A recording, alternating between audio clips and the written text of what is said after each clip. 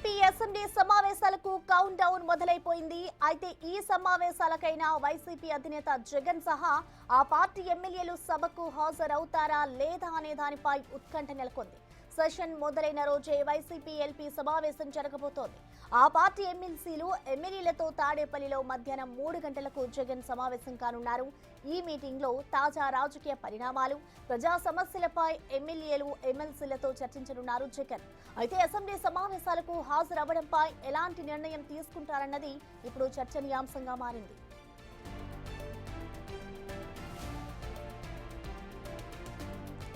వైసీపీకి ప్రతిపక్ష హోదా ఇస్తేనే జగన్ అసెంబ్లీకి వస్తారని వైసీపీ నేతలు చెబుతున్నారు. సీట్లు సంఖ్య సరిగా లేదని, ప్రతిపక్ష హోదా ఎలా వస్తుందనేది కూటమి పార్టీల నేతలు వాదిస్తున్నారు. ఈ క్రమంలో వైసీపీ ఎమ్మెల్యేల హాజరుపై ఆసక్తి నెలకొంది. అసలు వైసీపీ ఎమ్మెల్యేలతో సమావేశంలో జగన్ ఎలాంటి నిర్ణయం తీసుకుంటారన్న దానిపైన కూడా సస్పెన్స్ నెలకొంది. ఇటు సభకు హాజరు కాని ఎమ్మెల్యేల జీతాలు కట్ చేయాలని స్పీకర్ అంటున్నారు. ఈ పరిస్థితుల్లో వైసీపీ ఎమ్మెల్యేలు సభకు వస్తారా లేదా అన్నదే ఇప్పుడు ఆసక్తి రేపుతోంది.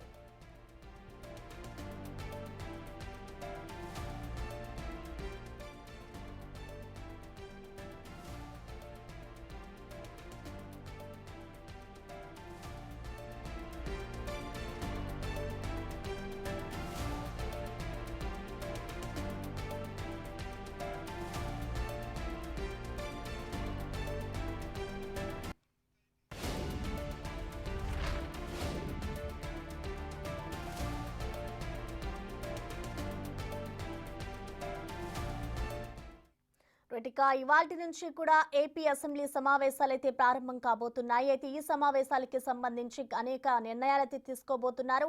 మరొక వైపు ఇటు ఈ సమావేశాలకి సంబంధించి వైసీపీ ఎమ్మెల్యేలు అలాగే జగన్ హాజరవుతారా లేదా అనేది కూడా ఇప్పుడు ఒక ఉత్కంఠ రేపుతోంది. దీనికి సంబంధించిన ఓవరాల్ అప్డేట్స్ ని మా ప్రతినిధి శివ అందించబోతున్నారు. శివ, మనం చూస్తున్నాం ఇవాల్టి నుంచి అయితే వర్షాకాల సమావేశాలు ప్రారంభం కాబోతున్నాయి కాబట్టి ఇటు జగన్ హాజరవుతారా లేదా అనేది కూడా ఉత్కంఠ రేపుతుంది. మరొక వైపు ఇటు జగన్ వారి ఎమ్మెల్యేలతో కూడా సమావేశం కాబోతున్నారు కాబట్టి ఎటువంటి నిర్ణయం తీసుకుంటారనుకోవచ్చు శివ?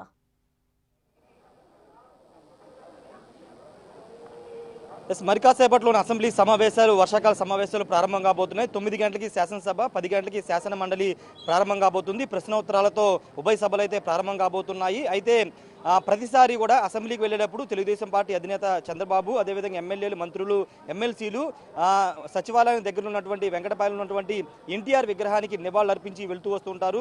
గత ఎన్నో సంవత్సరాలు ఈ ఆనవాయితీ కొనసాగుతుంది. మరి కాసేపట్లోనే ముఖ్యమంత్రి చంద్రబాబుతో పాటు మంత్రులు, ఎమ్మెల్యేలు, ఎమ్మెల్సీ అందరూ కూడా ఇక్కడ చేరుకుని ఎన్టీఆర్ విగ్రహానికి నివాళులు అర్పించి అసెంబ్లీకి అయితే వెళ్తారు. 9 గంటలకి అసెంబ్లీ అయితే ప్రారంభం కాబోతుంది. బీఏసీ సమావేశం అసెంబ్లీ వాయిదా పడిన తర్వాత బీఏసీ సమావేశం నిర్వహించి సభ ఎన్ని రోజుల పాటు నిర్వహించాలని దానిపైన నిర్ణయం తీసుకోబోతున్నారు. సుమారుగా ఒక 5 నుంచి 7 రోజుల పాటు వర్కింగ్ డేస్ ఉండే విధంగా అసెంబ్లీ సమావేశాలు జరిగే అవకాశం ఉందని తెలుస్తుంది. దానికి సంబంధించిన ఏర్పాట్లన్నీ కూడా ఇప్పటికే పూర్తి చేసినటువంటి పరిస్థితి. మరోవైపు వైసీపీ ఎమ్మెల్యేలు ఈ సభకి హాజరు కాకూడదని నిర్ణయించుకున్నట్టు తెలుస్తుంది. గతంలో మాదిరిగానే ప్రతిపక్ష హోదా ఇవ్వలేదు, అదేవిధంగా సమయం ఇవ్వట్లేదని ఉద్దేశంతో అసెంబ్లీకి రాకూడదని నిర్ణయించుకున్నట్టు తెలుస్తుంది. కానీ వైసీపీ ఎమ్మెల్సీలు మాత్రం మండలికి హాజరయ్యే అవకాశం అయితే కనబడుతుంది. మరి కాసేపట్లోనే ముఖ్యమంత్రి చంద్రబాబు ఇక్కడ చేరుకుని ఎన్టీఆర్కి నివాళులు అర్పించబోతున్నారు. ఎమ్మెల్యేలు, ఎమ్మెల్సీలు కూడా ఇక్కడికి చేరుకున్నటువంటి సిచ్యువేషన్. ప్రస్తుతం ఎమ్మెల్సీ పంచుమర్తి అనురాధ్ ఉన్నారు, మాట్లాడదాం. మేడం, ఏంటి ఎలా చూస్తారు? మీరేమో సభలో అర్థవంతమైన చర్చ జరగాల్సిన అవసరం ఉంది, ప్రజా సమస్యల మీద చర్చ జరగాల్సిన అవసరం ఉంది, మీరు సెషన్స్ పెడుతుంటే, మరోవైపు జగన్ మాత్రం తనకి సమయం, ముఖ్యమంత్రితో పాటు సమయం ఇస్తేనే, ప్రతిపక్ష నేతగా అవకాశం ఇస్తేనే సభకు వస్తా అని చెప్తున్నారు. ఏం చెప్తారు? మేము ఇప్పటికి 1,00,000 సార్లు చెప్పాం, ప్రతిపక్ష హోదా కూడా లేకుండా చేసింది ప్రజలు. మీరు 11 మందితో సరిపెట్టుకోవాల్సిన పరిస్థితి వచ్చింది. ఆ 11 మంది కూడా ఆ సీట్లు ఒక రోజు ముందు గనక ముందే నిర్ణయించుకొని ఉండుంటే చంద్రబాబు నాయుడు గారు, ఆ 11 సీట్లు కూడా వీళ్ళకి వచ్చేవి కాదు. అవి లాస్ట్ మినిట్లో నిర్ణయం చేసిన సీట్ల వల్ల అక్కడ కార్యకర్తలతో కోపప్ చేసుకోలేక మొత్తానికి అక్కడ చిన్న డిస్టర్బెన్సెస్ జరిగి ఆ 11 సీట్లు మొత్తానికి వైసీపీకి వెళ్ళినాయి. ఒక్కటికి 1,00,000 సార్లు వాళ్ళ సబ్జెక్ట్ తెలుసుకోవాలి. ప్రతిపక్ష హోదా ఇవ్వంది ప్రజలు. మీకు ప్రతిపక్ష హోదా కావాలి అంటే మినిమం 18 సీట్లు ఉండాలి. మీకు నిజంగా ప్రజల పట్ల చిత్తశుద్ధి ఉంటే మీరు అసెంబ్లీకి వస్తారు. మీకు చిత్తశుద్ధి లేదనేది తేట తెల్లమైంది. రెండవది, భయపడిపోయి రావట్లేదు జగన్మోహన్ రెడ్డి. లిక్కర్ మాఫియా గురించి అడుగుతాం, శాండ్ మాఫియా గురించి అడుగుతాము, బీసీలని ఎస్సీ ఎస్టీలని హెరాస్ చేసి హత్యలు చేసిన కేసుల గురించి అడుగుతాం, ఆయన దళితుల్ని చంపేసి మరి డోర్ డెలివరీ చేసిన విషయాలు, వాళ్ళ ఎమ్మెల్సీలు డోర్ డెలివరీ చేసిన విషయాల గురించి అడుగుతాము. మరి ఎంతోమంది కిడ్నాప్కి గురయ్యారు వారి హయాంలో ఆడవాళ్ళు, వాళ్ళందరూ ఏమయ్యారు, మీరు ఏం చర్యలు తీసుకున్నారు ఆ రోజున అని చెప్పి అడుగుతాము. అలాగే బటన్ నొక్కి ప్రజల్ని మోసం చేశారు సంక్షేమ పథకాల పేరుతో, అవి ఎందుకు అట్లా చేశారని అడుగుతాము. రైతులను ఎందుకు మోసం చేశారని అడుగుతాము. పోలవరం ఎందుకు కంప్లీట్ చేయలేకపోయారని అడుగుతాము. 3 రాజధాని పేరిట మరి అమరావతి రాజధాని లేకుండా ఎందుకు చేశారని అడుగుతాము. ఇవన్నీ అడిగే ప్రశ్నలకు వాళ్ళ దగ్గర సమాధానం లేదు. పైగా లిక్కర్ కుంభకోణం గురించి అడుగుతాము. ఇవన్నీ అడుగుతారు. అవి అడుగుతారని భయపడిపోయి తాడేపల్లిలో కూర్చున్నా కూడా ఏదైనా టైంలో వెళ్ళాల్సి వస్తుందేమో అని అనుకుని వెళ్ళిపోయి ఏకంగా బెంగళూరులో కూర్చుంటాడు ఆ పెద్ద మనిషి.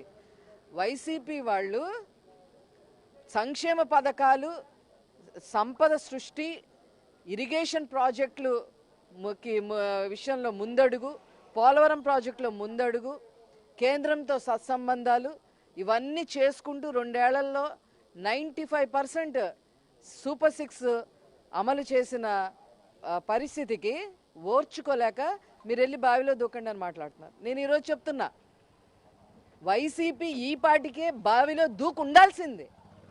వాళ్ళకు వచ్చిన అవమానాలకి వాళ్ళని వద్దని ప్రజలు చీకొట్టినందుకు ఈ పాటికే వాళ్ళు బావిలో దూకుండాల్సిందే. ఇవన్నీ చూసి ఓరలేక పరిపాలన ఎలా చెయ్యాలో చంద్రబాబు గారిని చూసి ఇప్పుడు లబోదిబోమంటూ మా మీద అవాకు చవాకులు పేలిస్తే అది కరెక్ట్ కాదని చెప్తున్నా. ఓవరాల్గా ఇదే చెప్తున్నారంటే గత ప్రభుత్వ హయాంలో వైసీపీ చేసిన తప్పులను ఎక్కడ ప్రశ్నిస్తాము, ఎక్కడ నిలదీస్తామని భయంతో వైసీపీ ఎమ్మెల్యేలు జగన్ అసెంబ్లీకి రావట్లేదని ఎమ్మెల్సీ పంచుమర్తి ధనరాజు చెప్తుంది. ఖచ్చితంగా ప్రజా సమస్యల మీద అసెంబ్లీలో ఖచ్చితంగా చర్చ జరుపుతామని ఎమ్మెల్సీ పంచుమర్తి ధనరాజు చెప్తున్నారు. Thank you Rajesh.